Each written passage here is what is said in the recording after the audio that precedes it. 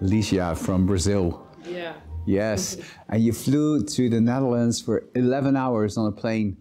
Yeah. It's a long journey. Is this your first time in Amsterdam? No. Actually, I've been here because of research. So to Congress to present my work that I used to do. So I've been here like 4 or 5 times before.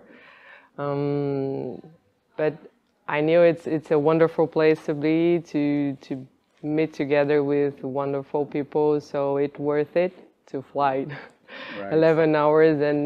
And here, you know, we have 5 hours difference jet lag. It's hard to deal with coming here, stay for 3 days and coming back, but it's worth it. It's worth it still, so then it must be very valuable. Yeah. And what is that value to you coming here? It brings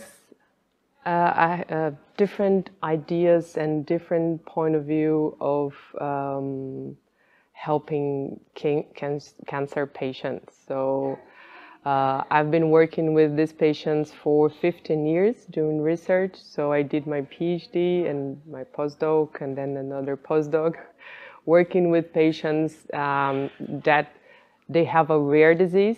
So they develop a high frequency of cancer much more than the population. So we were doing research for so many years trying to understand the genesis of the oncology on these people, to understand why do they get cancer. So not so much what is the cancer, but why. And how it becomes a cancer in a genetic point of view. So, and what is the value for you to be here? Because when you make a journey of 11 hours, it must be valuable for 3 days. What is the value to you? Well, the value is all the amount of different informations that we have here coming from different point of view, from a head of director, a central bank, and a physician, and a nurse, and patient advocates, and coming all over the world, from Algeria, from Brazil, and for South Africa, and from, you know, so many places with different point of views and minds that we want to listen and to learn. Yes, because your field is research, right? Yeah. And what exactly is it that you are researching? So I've been working with understanding genetics and cancer. So I work with patients who have a high frequency of cancer because of genetic mutations. So I've been working for 15 years trying to understand why do they have so many cancers. And so it's people who develop cancers over and over again? Over and over again because they have a rare disease. So they born with a mutation. So they born with a mutation that so they don't have a DNA repair system. We all have a DNA repair system to keep our DNA out of mutations, and mutations leads to cancer. So as they don't have the systems, they have lots of cancer. And develop cancers, and they need to be treated and develop cancer again. Yes. And why do they have so many cancers? Because they are exposed to the main DNA damage cause on Earth, that is the sun. So skin cancer is the most common cancer all over the world because of the sun exposition. So we have a way to be protected, to prevent it, a very good way when you use the sunscreen. Yes. And is that still a good idea? It's still a good idea. Did you hear some people saying that, no, you shouldn't? No. That's not your belief? No, not at all. We can see and we can measure in the lab the protection of the sunscreen in the DNA. We extract the DNA, we quantify the lesions, and we measure mutations. So scientifically proven, you should. Yes. Put your sunscreen on. And you can see from these patients, they have 10,000 more sensitivity to the sun than us. So if I don't use sun protection, I'll have cancer, 2 cancers when I'm 40 and 50 and 60. But if they don't protect themselves, they will have hundreds of cancer in their first year of life. It's much more aggressive because of the rare disease. But the reason is the same. It's the same from us and is the same from them. But after 15 years doing research and being in contact with the patients and having their knowledge and their questions, I realized that all the studies that we've been doing for so many years in the lab and the knowledge transferring for these patients, it's just a few that came to them.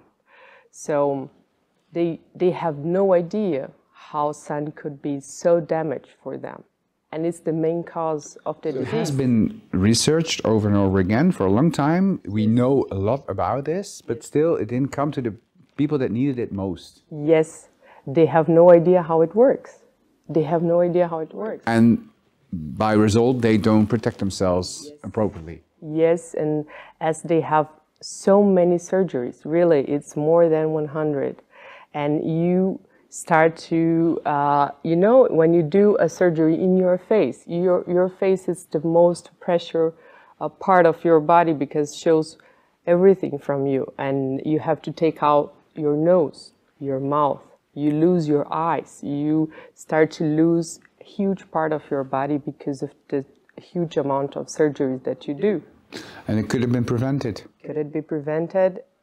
And we understand that we need to do this in the beginning of the disease, while since you were born, and because when the times goes by, it becomes harder for you to teach about the sun protection. Why? Because the person had so many pain with all the surgery, and he is in a big depression, and it's really hard to understand everything that needs to be done to decrease the amount of cancer that they have.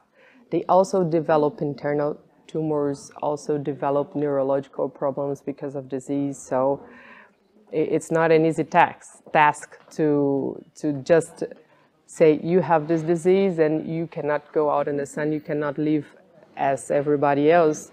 You need to support the patient with to change life and to adjust, right, to their circumstances. To go to the school, to explain to the teachers, explain to the other children why this person is different, how can they help them, how can we help them, and none of this is done in Brazil. Right. So this is why I became part of the Inspire to Live. You picked this up to actually do this? Yes, and then it came to me that information without any action is nothing.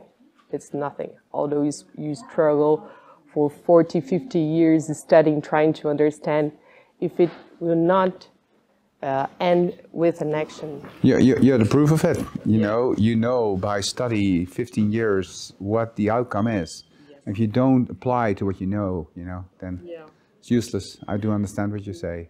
So that's why you joined Inspire to Live. Yes, it's Inspire to Live. It's a way that I realize myself that it's a very good way to keep going with research and have an impact on real lives. So you still do your research as well? Yes, I'm doing the research together with Inspire to Live right now in a different focus. I'm not part of a wet lab as I used to do, because I used to do DNA sequencing and data analysis and all of this. And now the research is focused on actions that could help this and support these patients in their way. So now patients are the center of the decisions and the proposal. It sounds like very, very important work that you do right now. Must be inspiring to do this. Yes, yes. And even when we come here and we talk about it, and you feel very grateful to be part of it, to have the chance to be part of it. Yeah. Yes, because that makes me curious, because you're already doing this. Like, what is the added value to be part of Inspire to Live if you just could have decided yourself, this is what I'm going to be doing in my home country. I know what needs to be done. I'm going to do it. That is, I am going to apply the knowledge to the people that need it. Now you joined Inspire to Live. What is the added value? Yeah, Inspire to Live, I could actually see the powerful mean of connecting people. Sometimes you are struggling to find a solution because you are on your own, or you are in your small bubble, and there is someone next to you that you haven't heard about, but someone knows about that could help you.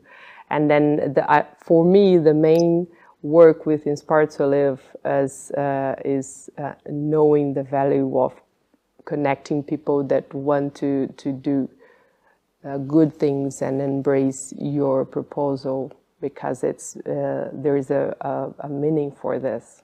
Yeah. So it's connecting, inspiration, and learning as well. Yes. So worth it again. A practical example for I'm trying to find a way for these people to go out and be protected in a way that when you look, you are not afraid of it, because they have lots of stigma and prejudice, because you have to go out like an astronaut going to the moon. You have to be all locked and protected. This is actually the life of these people. Yes. So what actually happens is that they feel the prejudice and they skip up using, because they don't want to be treated like a moon person, you know? This results in disease again. Yes, and then we result in more disease. So I'm trying to develop a way that they say to me how it would be usable, you know? Would you wear this? What would you wear? What would you like? What would you prefer? I was talking to Peter. This is what you ask to the patients. Yes. Right. What would be the most suitable wear that you could actually use it? Yes. And I was talking to Peter, and then I talked about plastic that a patient told me about. And then Peter told, oh, I know a guy from a huge industry company here that works with building project. He might know about this plastic. And then the guy said, yes, I know, I can send you for free. And if the patients use it, there is it means nothing for me, and I can give it to you. So such that's a simple solution. Yes. And so meaningful. Yeah. Exactly. That's. Just to conclude, one word, if you would say, this is why it's worth for me going to the Netherlands for 3 days to join the Inspire to Live conference, what would it be? Connecting to brilliant minds that want to do good. Thank you so much. Thank you for this opportunity.